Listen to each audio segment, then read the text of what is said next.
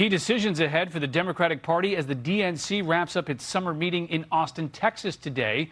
Chairman Ken Martin is pushing for increased funding as Republicans hold a massive advantage in cash on hand ahead of this year's midterm elections. And as Martin faces calls to replace him as chair, the DNC is also expected to set its presidential primary calendar for the 2028 election cycle. Some new developments in the Alaska Senate race as Democratic candidate Mary Peltola rejected support from former Vice President Kamala Harris. In an email to supporters, Harris reportedly said, quote, "If there's anyone who can flip Alaska, it's Mary." A spokesperson for the Peltola campaign says the Alaska Democrat is not, quote, "seeking endorsements from anyone from the lower 48 and remains focused on Alaska." Peltola is expected to advance to the November election, the general election in November. Turning to Michigan now, where the general election race for the state's Senate seat is set. Recent polling shows Democratic candidate Abdul El-Sayed facing an early deficit. Former George W. Bush White House Deputy Chief of Staff Karl Rove joins me live for more on this. Karl, thanks so much for joining us this afternoon. You look at this race, the latest Fox News poll has Rogers up 51-47 here. This is likely going to be a tough election season for Republicans, however you cut it. So if you're the Rogers campaign, where do you feel comfortable headed into Election Day? Well, first of all, this is the first poll since 1994 in which a Michigan Republican has led in a pre-election poll. So if I were the Rogers campaign, I'd feel pretty good today. I'm a little surprised by it, frankly. I thought that the El-Sayed would have a bump after having won the Democratic primary, but apparently not. There are deep divisions inside the Democratic Party, and his views, whether they are ideologically driven or just some of his weird personal views, like he hates one of the most popular vacation spots in Michigan, these things are obviously already hurting him, and Rogers is in a good position to run a strong campaign and flip this seat into the Republican column. Do you think there's much that he can do? He said earlier this week that, hey, I'm not a socialist, I'm a capitalist.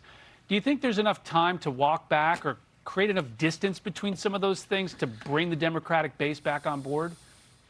Well, I think he's got a problem. I mean, there's so many. He's been outspoken in his comments about Israel being guilty of genocide and apartheid. He has been on the record as saying in favor of defunding the police and prisons. He's called for the abolition of ICE and open borders.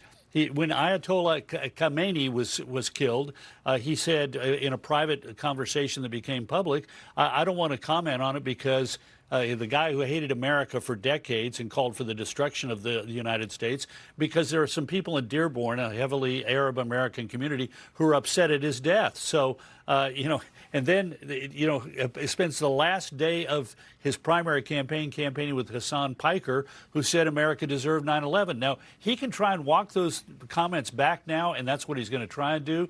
But there are two problems with it. First of all, he said it, and most of those are on tape and with him on camera saying these things. And second of all, one of his strengths was that he was authentic. Well, how authentic is it to say, well, you know what, I've got dozens of these obnoxious views, and now I'm suddenly changing them because I want to win the election? It's going to hurt him with some of his current supporters, and I'm not certain it's going to be convincing to those people who today have Mike Rogers out in front in this race. What do you make of that story out of Alaska that the former vice president tried helping Mary Peltola, and she basically said, thanks, but no thanks? I mean, this is a state that the former vice president, lost by 13 percentage points.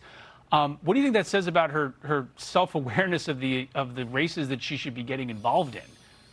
Well, it obviously wasn't well coordinated here because it was a fundraising pitch, but it raised a couple of questions. Is Peltola going to return the money that was raised by the Kamala Harris fundraising pitch? And more importantly, she said, I'm just focused on not the lower 48, but Alaska, and I'm not going to take endorsement or support from people from below. What does that say about the Democratic Senatorial Campaign Committee headed up by a non-Alaskan? And what does it say about Chuck Schumer and his super PAC, a New Yorker who's the minority leader in the Senate? Is she going to refuse help from the lower 48 in order to maintain her Alaska-only focus?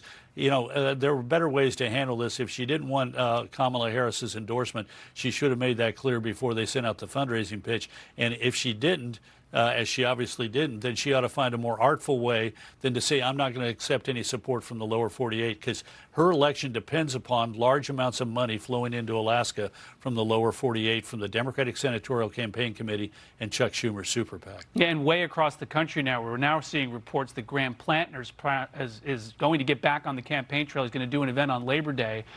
Does it benefit Democrats for him to just disappear over this election cycle, or does he have a base of support that he can work on turning out? Well, I think it'd be better, all things being equal, for them not to have him back on the stage. He's got more of a character, more of a personality than the guy they replaced him with, Troy Jackson.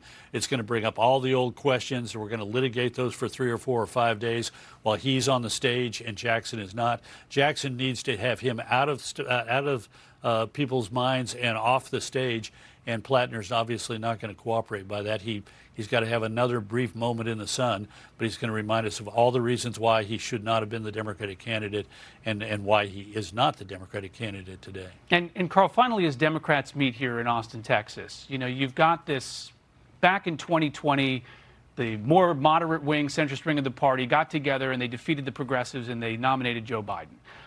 When you look at 6 and 8 years in the future, how much has the Democratic Party changed, do you think? Well, look, the victories of lots of these people either endorsed by the Democratic Socialists of America or in sync with them and endorsed by Bernie Sanders and Elizabeth Warren and other left-wing AOC and other left-wing figures in the Democratic Party suggest the Democrats are deeply divided. They're going to paper over some of those issues this year. But they're going to emerge at full force, in my opinion, in 2028 in the Democratic presidential sweepstakes. They have a weak leader in charge of the Democratic Party in the form of Ken Martin. They literally have $18 million in debt and $16 million in cash, so they're not going to go into the fall being able to spend a lot of money to help their candidates. And they're deeply divided over issues like Israel and like the ICE and like open borders. This is going to be a bitter battle, and we're going to see it reflected in the 2028 presidential election. Incidentally, I'm here in Austin. That's the state capitol behind me.